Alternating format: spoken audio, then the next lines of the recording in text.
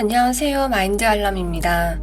오늘은 우리 모두 인생의 출발점이 다른 이유와 영적 진화의 메커니즘, 그리고 마음 공부와 인연이 있는 분들 특징 3가지에 대해서 이야기하겠습니다. 인생이 참 불공평하다고 느낄 때가 많죠?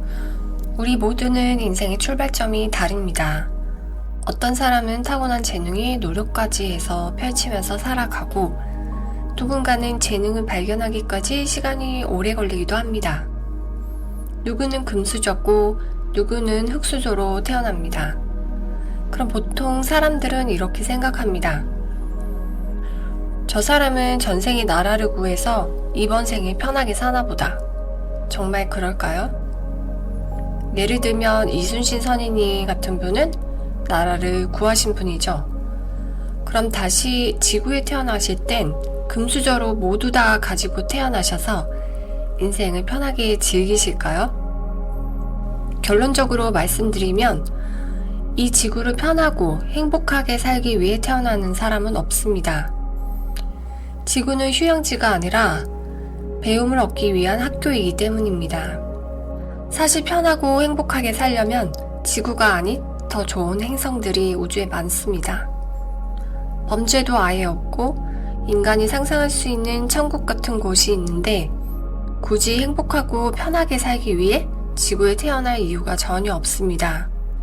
대부분 영적 레벨이 높은 분들은 인간의 고귀한 정신이 있다는 것을 보여주시기 위해 옵니다. 우리가 말하는 성인이나 역사 속의 인물들이 그러한 예입니다. 어떤 특별한 미션을 수행하기 위해서 지구에 파견된 분들이라고 보시면 됩니다. 이런 특별한 분들은 제외하고요. 평범한 사람들조차도 인생의 출발점은 다릅니다. 내가 어떤 카르마를 가졌는지, 이 지구에서 어떤 역할을 해야 하는지, 어떤 마음 공부를 해야 하는지에 따라 그에 맞는 옷을 입고 나오는 것입니다. 그래서 내 인생이 내 마음에 안 들더라도 현생의 스케줄에는 이유가 있습니다. 나의 인생을 먼저 받아들이고 수용을 해보세요. 전생에 죄가 많아서 가난한 집에 태어난다는 단순한 논리가 아닙니다. 죄가 많아도 부잣집에 태어날 수 있습니다. 탄생의 기준은 당사자의 영적 성장과 진화에 무엇이 가장 좋은 것일까입니다. 이번 생에 경험해야 할 것이 가난한 집에서 태어나 힘든 성장기를 보내면서 배워야 할 게 있다면 그런 집에 태어나는 것이고, 부잣집에서 태어나 고통으로 배워야 할 게 있다면 그런 환경에 태어나는 것 뿐입니다. 그래서 나의 기준에서 저 사람의 인생이 좋아 보여도 사실 겉으로 좋아 보이는 것이지, 내가 그 역할을 한다면 맞지 않는 옷을 입고 사는 것처럼 불편하고 또 다른 불만이 생기게 됩니다. 이번 생에 천재적인 재능을 가지고 바로 써먹는 분들은 전생에 그만큼 갈고 닦았고 이번 생에 그걸 써먹을 시즌이 왔기 때문에 그런 것입니다. 그럼 나에게는 왜 그런 기회가 안 올까? 이번 생은 망했다. 다음 생에 누구처럼 태어나고 싶다. 생각하시죠? 하지만 다음 생에도 내가 선망하는 그 누구처럼 태어날 일은 없습니다. 이번 생을 제대로 살지 않는데 다음 생이라고 특별히 다를 것은 없습니다. 내 인생은 왜 이 모양 이 꼴일까? 전생이 뭐였을까? 한 번쯤 생각해 보셨죠? 사실 전생은 몰라도 현재를 보면 나의 카르마를 가늠할 수 있습니다. 현생을 보면 전생이 어땠는지 대충 짐작할 수 있거든요. 마음 공부 측면에서는 전생에 이 사람의 지위나 했던 일 같은 껍데기보다는 마음을 어떻게 썼는지를 가장 중점적으로 봅니다. 행동이란 건 마음과 다를 수 있잖아요.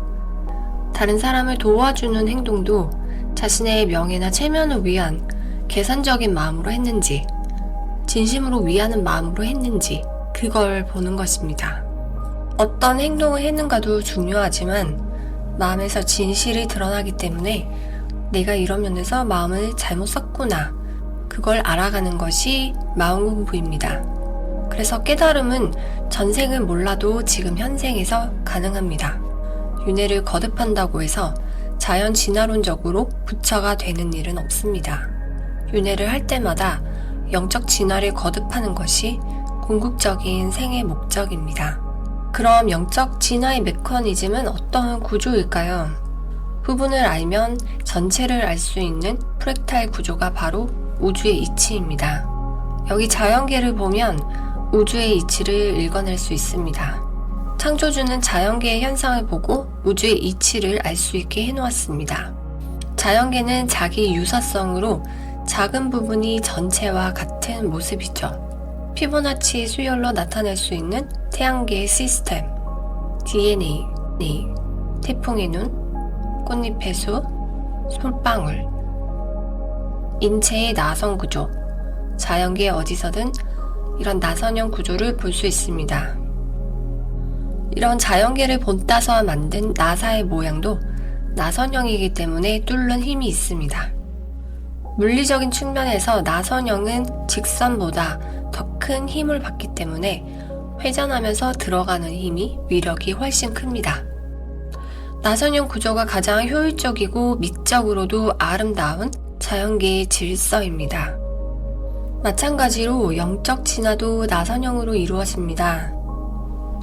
위에서 보면 평면적으로 회전하는 것처럼 보이지만 옆에서 보면 원을 그리면서 연결되어 올라가는 형태입니다. 만약 내 수준이 1단이면 1단의 공부를 합니다. 예를 들어 인생에서 어떤 고통스러운 경험을 겪었다면 그 상태에 매몰되어 살아가는 게 아니고 그 일에서 충분히 교훈을 얻었으면 2단으로 넘어갑니다. 이런 경험이 있으실 거예요. 첫 번째 연애 상대가 어떤 부분이 마음에 안 들어서 헤어졌는데 그 다음 연애 상대를 만나죠. 처음에는 내가 싫어하는 그 부분이 안 보이다가 시간이 지날수록 또 그 부분이 눈에 띄어서 과거의 경험이 생각나서 또 싫어지는 거예요. 계속 이 부분을 반복하면 내가 그 부분을 못 넘기는 거라고 보시면 돼요. 그럼 내가 어떤 사람에게서 싫어하는 그 부분이 상대의 잘못일까요? 아닙니다. 내가 자꾸 걸려서 넘어지는 거예요.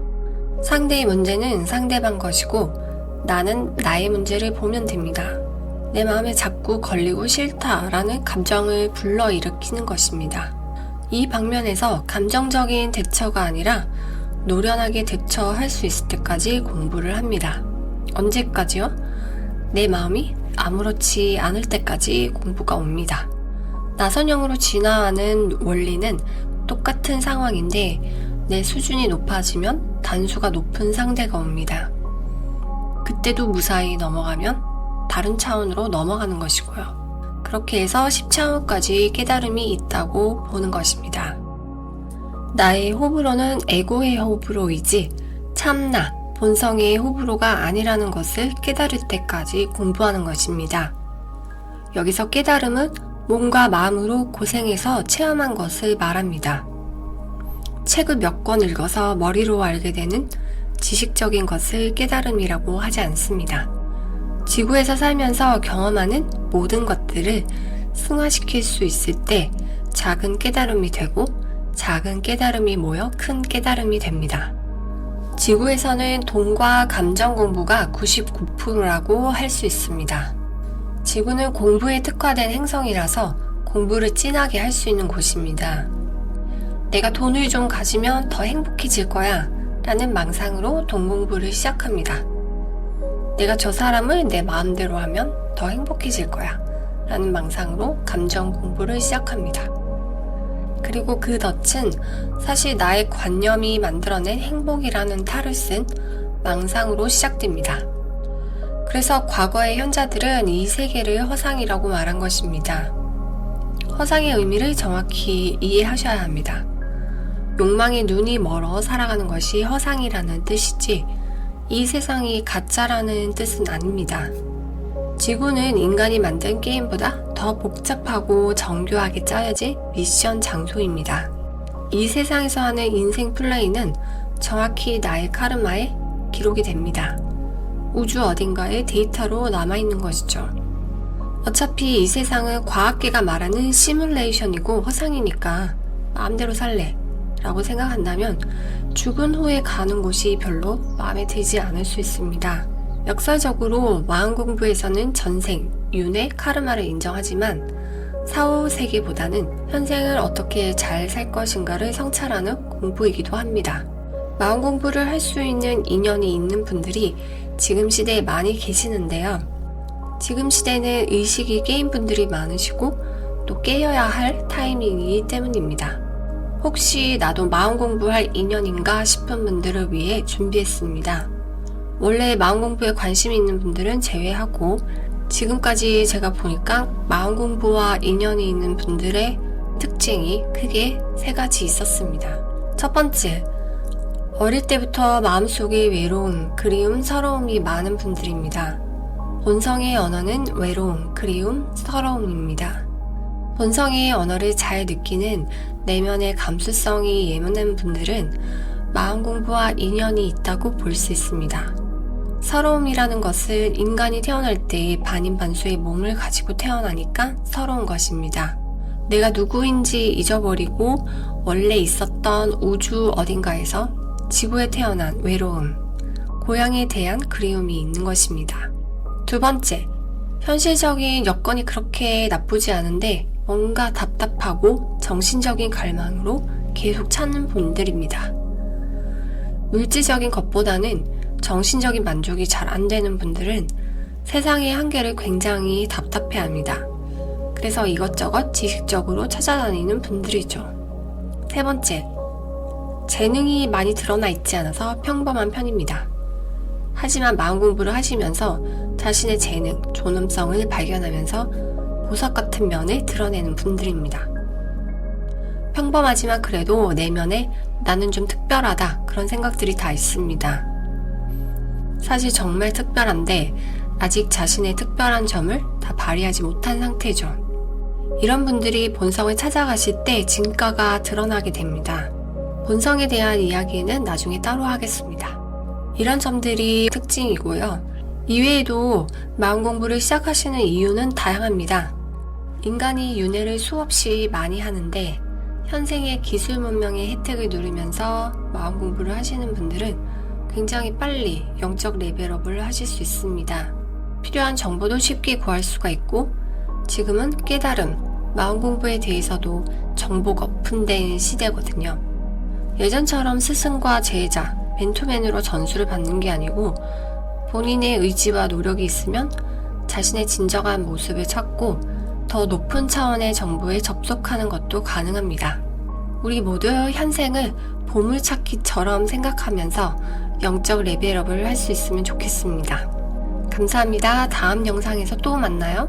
마인드 알람이었습니다.